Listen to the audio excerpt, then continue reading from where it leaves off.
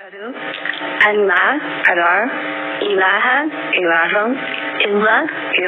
الله وأشهد أن محمدا عبده ورسوله. السلام علیکم ورحمۃ اللہ وبرکاتہ. ناظرین، استقبال ہے آپ کا ہمارے چینل دا اردو نیوز میں. امریکہ کی معروف ایم فائٹر امبر لیبروک کا کلمہ پڑھ کر دائرہ اسلام میں داخل ہو گئی. 35 سالہ امبر لیبروک امریکہ کی فیدر فائٹ ڈویژن میں مقابلوں میں حصہ لیتے ہوئے اب تک کئی کامیابیاں اپنے نام کر چکی ہیں.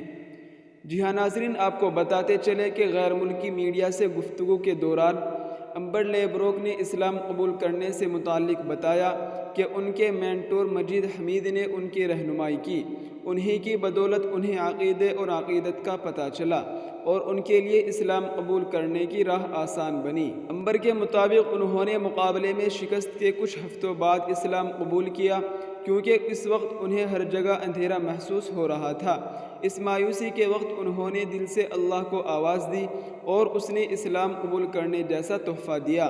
حال ہی میں امبر نے سوشل میڈیا پر ایک ویڈیو شیئر کی جس میں انہیں عبادت کرتے اور قدرتی مناظر سے لطف اندوز ہوتے دیکھا گیا. انسٹاگرام پوسٹ میں امبر نے لکھا کہ حالیہ چند مہینوں نے میری زندگی بدل دی.